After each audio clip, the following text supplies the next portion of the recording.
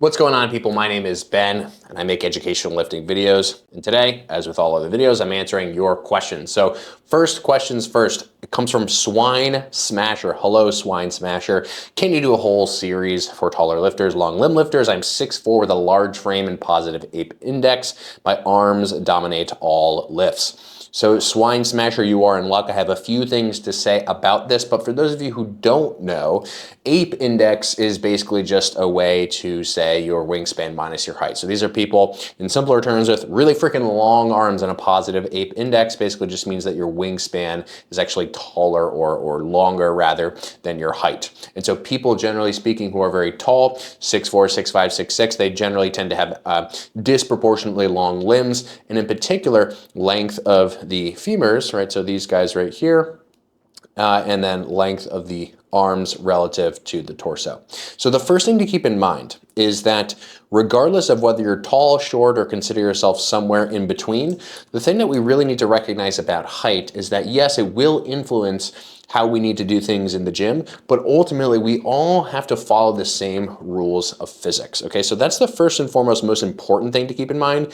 is that if you're a tall lifter, you have these really abnormal lib lengths in terms of the ratios, you are a special snowflake, and yet simultaneously you are not, okay? Because you are still on planet Earth, and as long as gravity is functioning, which I believe it is today, is the 14th of November, okay? So yeah, gravity is functioning.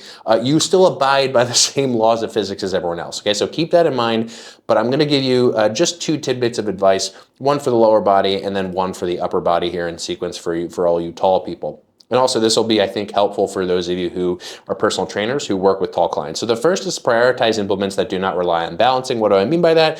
One exercise that relies on balancing is something like a back squat. Okay, so pretend that this is like an average length lifter, or maybe even a relatively shorter femur lifter relative to their torso, okay?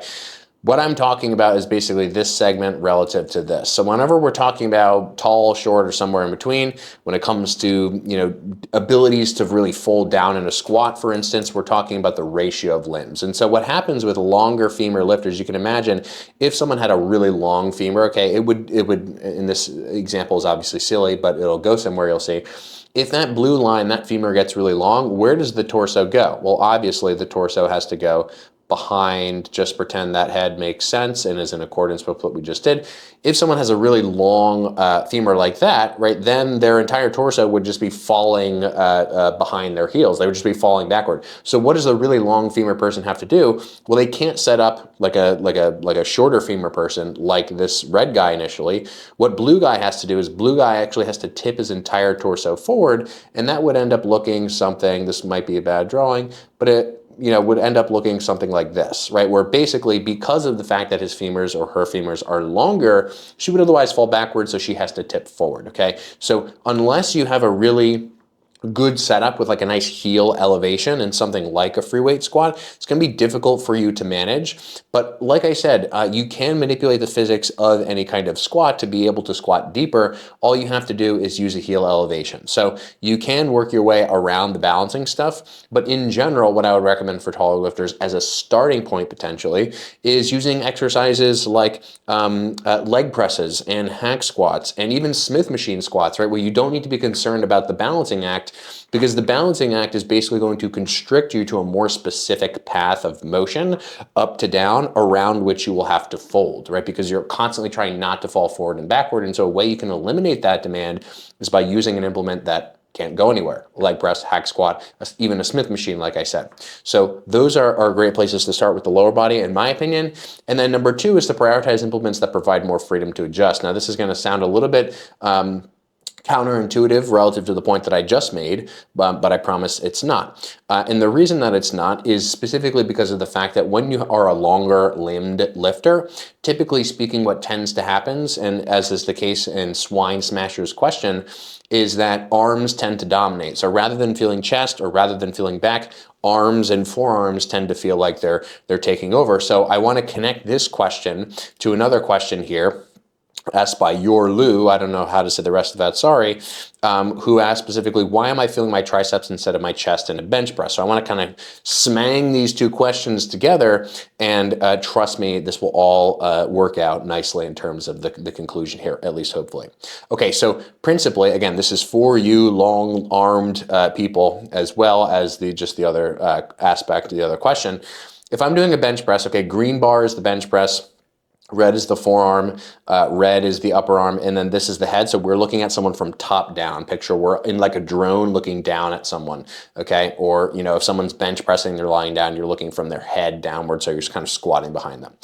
In order to target the triceps, okay, if we were trying to be intentional about it, what we would do is we would move our hands relatively farther inward. And the reason that we would do that is because the resistance direction would be more kind of going like that. And for those of you who don't know, the way that our muscles actually work is by resisting rotation. And when we resist a load that is going downward like that, right, it falls some distance from the elbow, and just pretend the shoulder is somewhere here, even though it doesn't make sense, is some distance from the shoulder. And these distances are called moment arms, fancy word to basically just describe a distance that creates a rotational force, okay? So the shorthand of this is the more that you move your hands inward and the more that your elbows kind of flare, the more that your elbow is actually getting smushed by the resistance. How you would actually respond to that from a muscular standpoint is you would use muscles on the backside of the elbow, like the triceps, to extend or straighten the elbow, okay? So when the load, in summary, is farther inward like this, what it wants to do to your body is actually wants to kind of close the gap between this bone and this bone. And what that does is it requires more triceps. And so the way that you can sort of circumvent that, if your goals are primarily to focus on your chest, is by doing something like this, right? Because now what happens, imagine the load direction is right here. Well, there's this really tiny, see that tiny blue line right here from the elbow? And then look at how long this blue line is all the way to the shoulder. That distance, that really big difference in the distance, is representative of much more torque, much more load on the shoulder as compared to the elbow. So the number one thing that I would recommend to you, swine smasher, and then also to you, that other person who asked this question about feeling your triceps, is you need to find and feel the sort of stacked position where you are pushing up roughly 90-ish degrees into the bar, and try to just use a range of motion, milk a range of motion where that feels best for you. Typically in a barbell bench, it's really just the bottom half, because as you start to get to the top, you start to be able to use more triceps for reasons that maybe I can address in a different video, because it'll be a lot to sort of cover here at once. Okay, but ultimately, this is the fundamental concept. So if you're a long-limbed, long-armed person, this is the concept that's going to help you most. And this is why I initially started out by saying you abide by the same, or you are sort of forced to follow the same rules as everyone else when it comes to a physics standpoint. So the solution is really to understand the physics. It's not to assume that you're really unique and special in a way, although I will give you credit in one regard, which is that if you are a long-limbed lifter, okay, so picture this more triceps dominant, elbow flared press. If you are a long-limbed lifter, for every degree of joint change, so this is the joint angle right here in the elbow right here, for every degree of that change, your hands are going to move a lot more. So here's what that would look like. I'm just going to extend the lines through the bar so you can see this represented. So for the average person, if they maybe accidentally are gripping too narrow, right, this is where that force direction falls. But even though this joint angle is exactly the same from the short person who has their hand here, again, just pretend that the long person is over here, look how much farther inward their hand is. Okay, so really what we're talking about is the distance between here and here, and then the distance between here and here. So the reason that taller lifters, longer limbed people in general have, we'll say, tougher times connecting with specific muscles, i.e. the chest in this case, or the back in the case of a pulling motion, is because for every degree of joint change in angle, their joints are going to move a lot further. In other words, they have to be a lot more precise about the specific forces and how they're interacting with them in order to accomplish the goals that they're trying to accomplish. And so what is really the takeaway here? Yes, we can do things like prioritizing implements that have more freedom to adjust, i.e. you don't run into this problem with dumbbells. You don't run into this problem with cables necessarily because you see the cable. You can set the cable up anywhere. You can choose to position your arms wherever on a dumbbell press or a dumbbell fly. So Swine Smasher, who asked that question, I would highly recommend opting for implements in the upper body, at least, like dumbbells and like cables, where it's a lot easier to manipulate stuff like this, like force directions. and veer away from, at least initially, not forever, but just initially, implements that really have this tough balancing equation if you're really struggling. But if what I said about this thing and the stack, if you haven't tried that, definitely try that first. I'm not discouraging anyone from doing any exercises. All exercises are great. It's really just in how you set them up and what their sort of natural bias is in terms of the kinds of things that they're going to create in terms of challenge for you. So overall, tall lifter, swine smasher, and this other person, I hope that makes sense in terms of why you might be feeling triceps, how to feel less of that, and then why the longer limbed person in this case, and then also in the squatting case, might have a more difficult time. And if I had to just sort of make a parallel between the squats and the presses that we just looked at, for every angle degree change in terms of knee bend and hip bend, this taller person is going to have, again, a tougher time managing those front to back forces and those front to back torques, or rotational forces, in other words. And so taller lifters, I feel for you. I'm only 6 feet tall, which is taller than a lot of you probably watching, and also probably shorter than a lot of you watching. So anyway, I hope that helps. Please ask follow-ups because I can answer them in future videos. Okay, we got 2 more questions. I'm going to keep rolling here. What are some of the most effective exercises for training the hip flexors? What do you think of leg raises and cable reverse squats? So my favorite exercises for hip flexors are single leg lying cable raises. So you basically just lie down, you loop like a cuff around the top of your foot, or perhaps like a D handle, you just loop it around the top of your ankle, and I like to do it single leg because my hips, they feel slightly different. You can also do it 2 leg like you mentioned. I also love a multi-hip machine. So for those of you who don't know what a multi-hip machine, it's basically just one of those things that kind of swings. I love the multi-hip. I've even done that kind of thing on like a lying leg curl where I'll lie backwards and I'll actually be pulling my leg upward toward my face. So multi-hip flexions are great, cable hip flexions are great, hanging leg raises like you said are great, and then the lying leg curl raises are also great. Also keep in mind that when we say hip flexors, there are different hip flexors. So you have your iliacus, which is basically one of the ones just that kind of you think of as the quintessential ones on the front side of the hip. You obviously have the psoas muscle, which is kind of in a similar spot, but then you also have these other hip flexors like the rectus femoris and some of the adductor muscles, which are also being trained in other exercises. So if you're doing a leg extension, I mean, you're technically training your hip flexor, your rectus femoris. If you're doing a split squat, that back leg is being trained in hip flexion. So just keep that in mind that there are also other options that you probably already know about and that are already integrating hip flexion.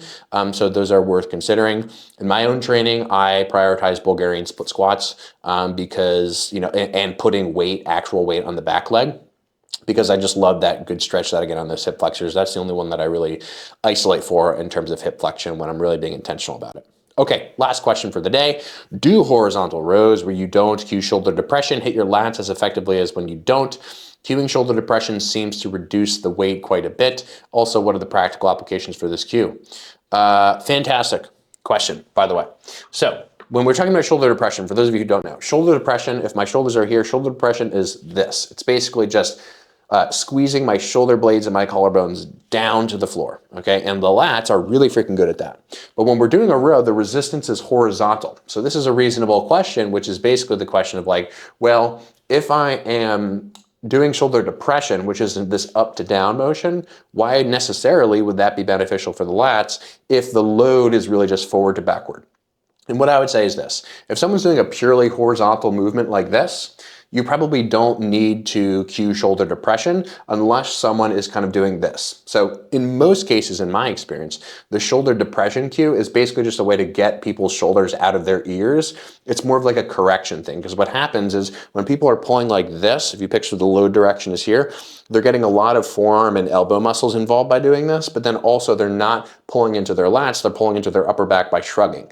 So the shoulder depression cue in that case does 2 things. Number 1, it pulls the shoulders away from the ear, but as a consequence of that, the hands tend to drift downward. So not only are you moving tension toward the lats in terms of the shoulder depression action, but you're also moving tension away from the elbow muscles by allowing that forearm to be more in line with the cable, because people go from this to more like this, and so that's really what you want. However, this is Cheerio, everyone. Hello, girl.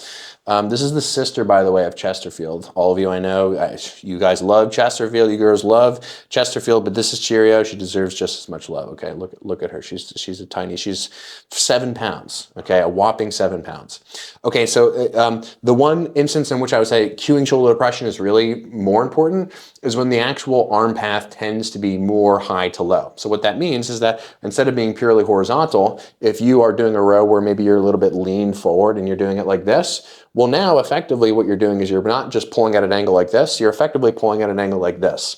So cueing shoulder depression is really great if it aligns with the resistance, and it is also very great for the lats specifically. If you're struggling with doing a bunch of this shit, you can pull down into your hip pockets. And so shoulder depression, those are the sort of practical application cues. If you're finding that it reduces the weight that you're using a lot, that might not be a bad thing. It might just mean that the strategy you were using before was a much more distributed strategy. So it was distributing a lot of tension through the elbows, through the forearms, through the upper back, and through the lats. And when you're using more total muscle, you can move more total load. The load being reduced might just mean that less of the load is distributed. It's a lot more focal. It's a lot more specific to a single muscle or tissue. And so you have less tissue to use. You can't use as much weight. That's not a bad thing. It means, in fact, that more load is going specifically to that thing. It also might mean, though, that you're overdoing it a little bit. So try to just get in tune with your body and what's actually going on there, because it might be the case that you're overdoing it. And like I said, if the motion is purely horizontal, you don't really need to do a lot of that unless you're sort of correcting for it. But in any case, I love the cues of sort of driving the elbows down to the pockets with any kind of horizontal row for the lats. And so that's it for today, everyone. I hope this was helpful. If you want a question answered, please type it in the chat below, and also join my free community, because you're probably not, in all likelihood, I only choose a few questions per video. Questions that I liked a lot and I think will be interesting.